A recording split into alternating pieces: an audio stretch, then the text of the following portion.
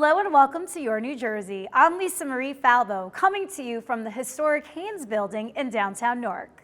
On today's show, Toni's Kitchen in Montclair is serving up more than soup, and we have Executive Director Anne Mernin to tell us more. We also have Hazlet, New Jersey-based author Jennifer Capella about her collection of women's entrepreneurship stories, Never Fear Your Fire. But first, we're coming to you from Remembering the Purple One, Prince Rogers Nelson. It's an interactive exhibition honoring the life and work of Prince. It's located in the historic Haynes Building in downtown Newark, and it was curated by MENTOR Newark. Let's learn more about the incredible work of this organization.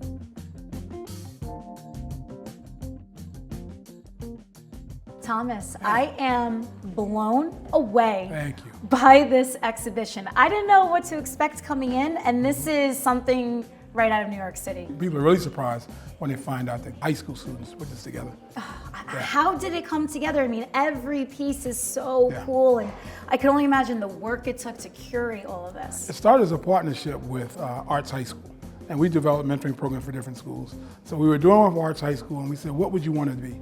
And one thing they talked about was curating and how to be a curator. We reached out to a guy named Rich Benson from Minneapolis, who had this incredible collection of all this Prince stuff. So he wanted somebody to curate it. So we said, why don't we curate it with young people? So young people then had the opportunity to actually curate a real exhibit.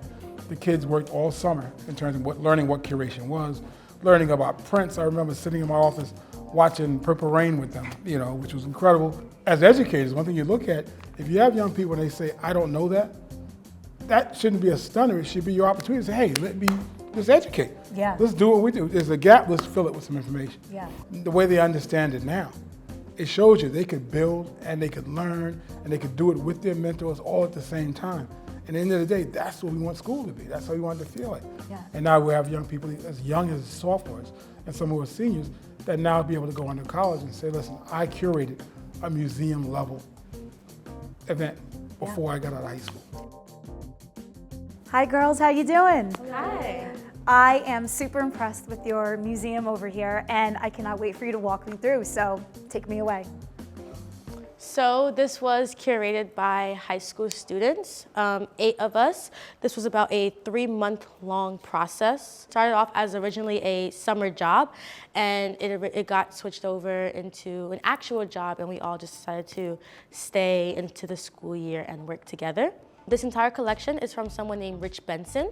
He was a collector, and one of our mentors named Jesse, he's actually friends with Rich Benson, which is how we got the collection here in the first place.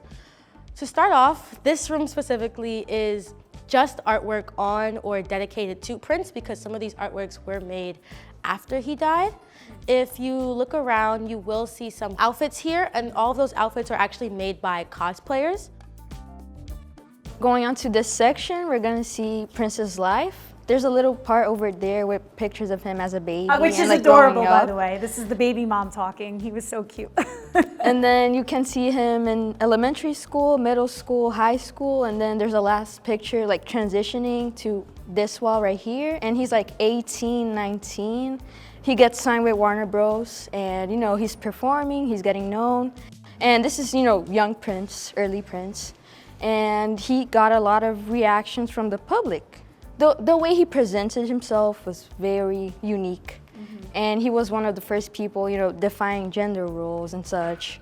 Did you know who Prince was? I'm dating myself here, but did you know who Prince was before you embarked? You didn't. I went in the project completely blind. So part of the process was actually studying him and actually getting to know him. And what did you think? What did you come away with after you listened to his music and really learned his story? He's an inspiration to many of the musicians I listen to, and he's even inspired media I watch. So I was never not in contact. I just didn't know him specifically, but I knew the stuff surrounding him. My dad was a big fan of Prince. I think my first proper introduction to Prince was when he died, because I remember my dad blasting Purple Rain the whole day. Turns out I did know some of his songs without actually knowing it was him that made those songs. But other than that, that was all I knew about him. Every guitar you see here is a replica. The real ones are not available for us at least. We have purple boxes, which represent what Prince gave out to his VIPs. And right underneath the purple box is something that you probably would have found in the VIP boxes. There's like incense, t-shirts, CDs, and things like that. Continuing on in this room, we have our purple raindrop chairs. Love them, by the way. So personally, I think a big thing of the fact that we are students, high school students, is technology. So these chairs are allowing other people to come in, take pictures, post it on social media and things like that. It's always, we're trying to be as interactive as possible. Right behind you here is actually dedicated to Prince's golden guitar. His golden guitar is actually inspired by his symbol. Interesting. So if you look at it a certain way, you'll see his symbol, and Prince actually designed all of his own guitars. Wow. This wall right behind you here is an artist named Steve Park. It's still from the Rich Benson collection. However, this artist here, he's done a lot of artwork on Prince. So I know that you have this kind of viewing area. What goes on back here? This section is about Purple Rain. So it's all centered around Purple Rain. It's his most famous song and also movie. Right here you can see an article about the movie.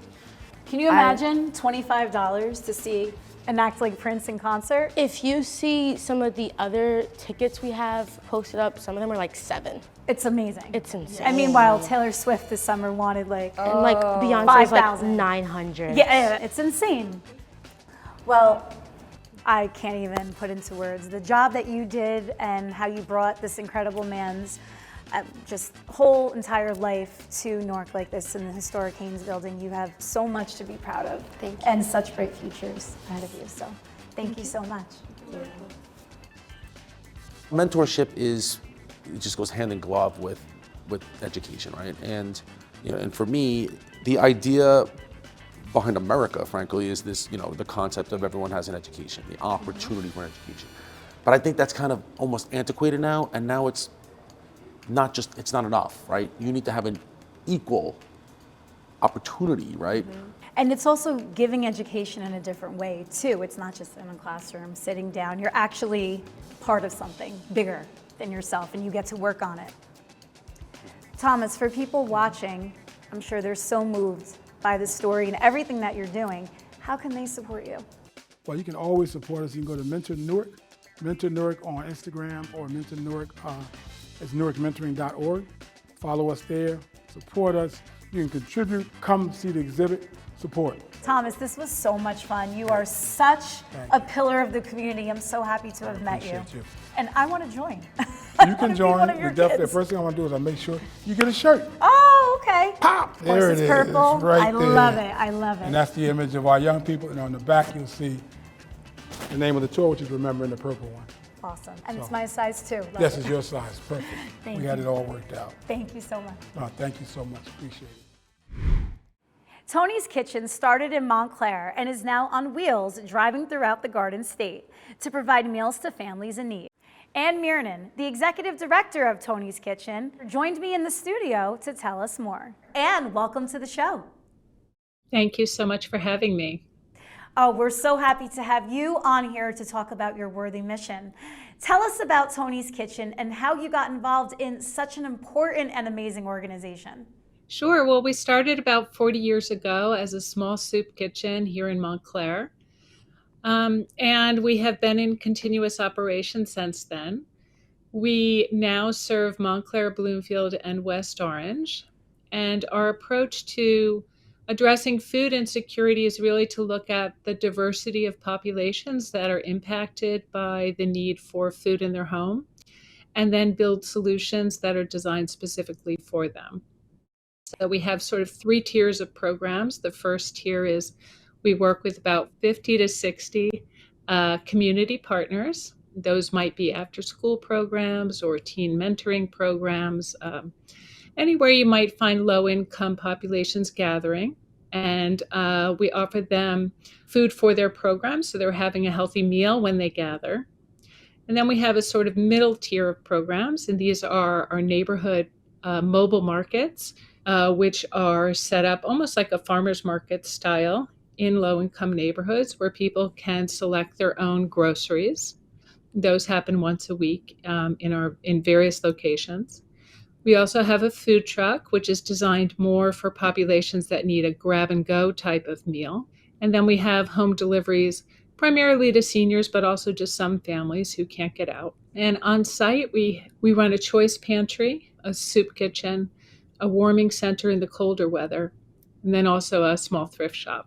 Your services are so amazing, especially the food truck. That's fun. It's one of our most popular programs. It's really fun. How does that work? And how do you Sure. know where to travel to and get the word out that you're going to be in the neighborhood? So our food truck is called Toni's Grill. It is just a really fun program. It's run by a gentleman named Rich Brown. And it goes out into areas where there might be people sleeping in a park or in a train station. And it has a different menu every day. We plan it in advance, and people can select what they would like from the grill. We always have healthy options in there. And they just approach a food truck just as you would anywhere at a festival or any place else you might see a food truck. We try to move around to be in a variety of neighborhoods. In terms of getting the word out, we use a texting service. So when people know about the truck, they can text a word to a 6-digit number. And then in the future, anytime the truck goes out, they'll receive a text message and it will let them know where it's going to be and when. So they know where we are. You talk about food insecurity, and that's a phrase that, since the COVID days, 4 years ago, we've heard a lot about. Talk about why this is still such a problem throughout the Garden State. Sure. Well, during COVID, obviously, the need for food into families and into homes just skyrocketed. And we saw sustained numbers for quite a while. And we expected those numbers to come down as the pandemic eased. And we did see some of that. However, in the last year, what we've seen is very strong demand for food. And that has a whole variety of causes. So very high cost of living in the state. We also have a state that has quite a few recent immigrants. So people really trying to get their footing who need a little bit of support. Seniors are struggling. They're having a difficult time making ends meet on a very fixed income as we've seen inflation. So our numbers have gone up. We are concerned about them. And we're working to build some sort of structural solutions for the long haul. And all of your amazing programs require funds as well as donations. So how do you accumulate that to keep up operations? We get our funding from two sources. One would be our financial funders. So these are foundations, individuals who donate to us, and we very much appreciate those funds. We also work very hard to keep food out of a landfill. So we work with markets, bakers. We work anywhere where food might spoil or go to waste. We try and secure that food before that happens and bring it in, and then make sure it gets to either our kitchen to be prepared and cooked or out as groceries. So those are our two main ways of sustaining our work. What an incredible organization, Anne, that you are a part of to help shape lives in so many different ways.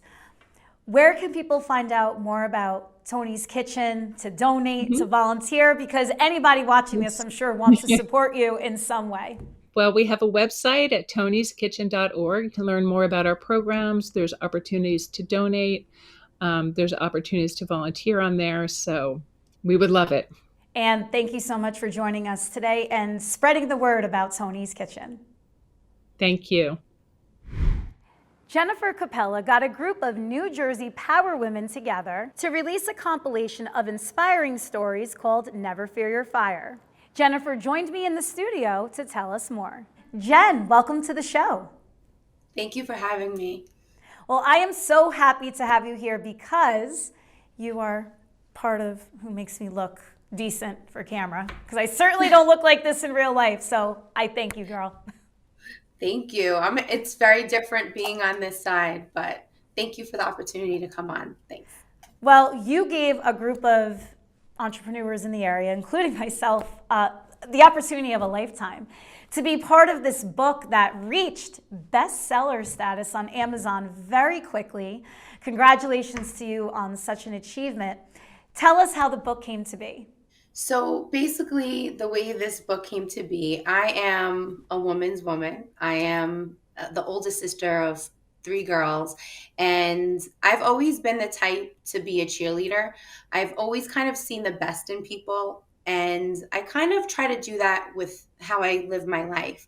So Women Warriors is my women's networking group, and I started a growth group, which was morning meetings, which would help people kind of change the way their day went, because the way you start your mornings ultimately change the way your life goes and so forth, right? It helped me so much as a business woman and entrepreneur, so I wanted to help and give that back to the other women in my group. So as these growth group mornings were just accruing, a lot of people would tell me, one of my goals is to be an author. Well, I am that friend. I am that person that if you tell me something, I will make sure it happens. And I just feel like these women are so powerful when we are vulnerable, when we are honest, and when we have these safe spaces to tell our stories and know our truth and stand in it, the good, the bad, the ugly, we can help another person. So I feel like our stories were made to help others. So I decided to put together a book of just these women that were in my group. And obviously they could have spoke about whatever they wanted. I didn't give anybody, a title or what I was expecting. I just said, write whatever is in your heart, because I feel like, when you're your truthful self, when you are who you are, you can't make that up, and other people will feel that and know it, and you could help other people. So that's kind of how Never Fear Your Fire came to fruition. Yeah, and it was scary, I have to say, as one of the contributors, putting myself out there in a vulnerable way. And you definitely have to pick up the book for those watching. I told the story how really this show and other things came to be. It came from a pretty dark, uncertain place. And I know a lot of people spoke to similar types of situations. Yours, though, takes the cake in terms of being in such a scary, uncertain place. And it really wasn't you, it was with your unborn child and getting a diagnosis and not knowing how to navigate that. Please share your story. So when I was pregnant with my youngest son, Jonathan, I found out when I was about 20 weeks pregnant that he was going to be born with a cleft lip and palate, a complete cleft lip and palate, which means not just the nose and the lip would not be complete, his gums would not be connected, nor the palate that's inside of his mouth. What helped me really during my diagnosis was finding other women on Facebook groups that were cleft mom warriors, and them, when they were telling their stories, I was reading it and I'm like, oh my God, these women know what I'm going through. They get me. I wanted to create a space for other women that were like that. And it's not just cleft lip and palate babies. It's just kind of craniofacial or just a medical, diagnosis that you get that kind of hits you out of nowhere. So I wanted to share my story for other moms that just got the diagnosis, for other moms that were going to go through what I was going through, because when we share our stories, we're helping another person in theirs. And, since we put it out, a lot of people from all over the world have written me. And I mean, it's so crazy because you never think by owning your voice, by sharing your truth and sharing your story, how you can really help and empower another person that is going through what you have went through or are going through at the moment. And our viewers should know that Jonathan's story has a happy ending. He is super healthy. He just completed his palate surgery, so we are in the clear for quite a few years, but he is all up to date with everything. You worry the most when you hear anything, especially when it happens to your child. But being a mom, you are their advocate and you have to fight for them, especially when they're little. They don't have a voice, so you're their voice. So I'm super grateful for the community that I had that helped me carry it through and give me strength when I didn't. but I'm even grateful that he was born the way he was, because it has changed me in so many ways, and it's a part of his journey. He's such a special child. He is, and he's super, super cute before and after surgery. Yes. So what other stories stand out to you in the book? I know you can't play favorites, but did you read some of the other chapters and be like, wow, girl, how did you get through that? Yeah, I was very hands-on in the publishing process of these stories as well. I wanted to make sure the women, their stories were told in a certain way. They're trusting me with some of their hardest times, so I wanted to make sure, I was doing them justice when I brought this into the world, this book. One of the ladies that are in my book, her name is Pat. She's actually chapter 2. After I read her chapter, I called her up and I go, I love you, but I love you even more. I would have never known that you went through all this, because she's such like a, ever met like a woman you're around and they just give an aura of like, wow, she can get through anything. She's tough, and just a beautiful, bright light, her aura. And what she went through, I love her even more, because as a woman or just as a human being, you empathize with others. Like, you never know what somebody has went through. Be kind to people. You don't know what they're going through. So when I seen her, I just hugged her and I'm like, you're so much stronger than even what I thought you were. She was one of my favorites, because she really like touched my heart, because I couldn't believe all the things that she has overcome. And she actually helped a lot of women by sharing her story. Yeah, and that's what it's all about. I mentioned that the book reached bestseller status on Amazon very quickly. And I think besides the amazing stories that it features, it's the launch plan that you put together throughout the tri-state area, and these events drew so many people out, and they all were tied to a cause. So tell us about the launch plan and why you aligned yourself with so many different charities in the Garden State.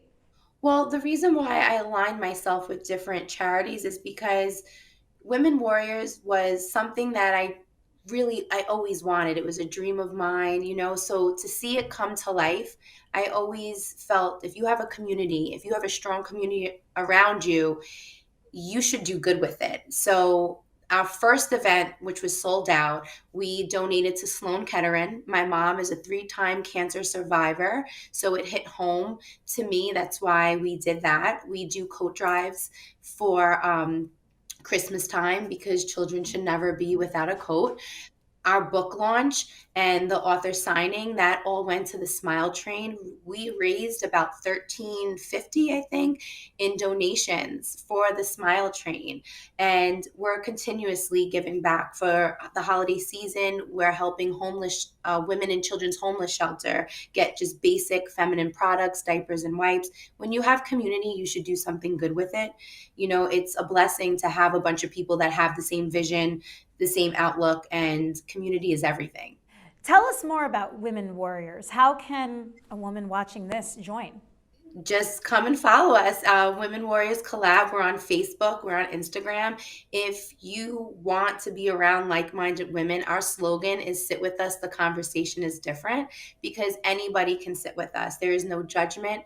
I made sure that my events were for every woman, to where if they couldn't come with one of their friends, they knew they would be welcomed with a smile and not a standoffish kind of welcome. And that is the feedback that we got from these events. They're very impactful. And, if you just want to grow or just want to be around people that say your name in rooms of opportunity, or a sisterhood that you never knew maybe you needed, that's what Women Warriors is. Where do you have your meetings and events? So my events, I kind of move all over. So we do them in New Jersey. We also do them in Staten Island. We're actually going to have our first retreat in Miami, Columbus Day weekend. So we are kind of growing as a community, which is a beautiful thing. Our meetings, I usually try to have them as dinners, because I feel like the best conversations happen at the dinner table. So I go to other businesses, other restaurants, and we have our small meetings there, because I don't want people to feel intimidated. I want them to know, like, let's eat together and let's have a real conversation. And that's what happens when you come to our events or any of our meetings. You have such a heart of gold. You're such an inspiration. Thank you so much for everything. So many things I can thank you for. Where can people buy the book? So you guys can buy it on Amazon. We just have a basic link. Just put in Never Fear Your Fire and it pops up right away. And Lisa, thank you so much for having me on and for being part of Never Fear Your Fire as well. Of course. And volume 2 coming up this year? It's coming out soon, yes. All right. Can't wait to pick up a Thank you. copy. Jen, thank you so much. And we look forward to, well, at least seeing you backstage soon. Yes. Thank you, Lisa. Thank you to Mentor Newark for inviting us down here today, and thank you for joining me on another episode of Your New Jersey. I'm Lisa Marie Falbo. We'll see you back here next week.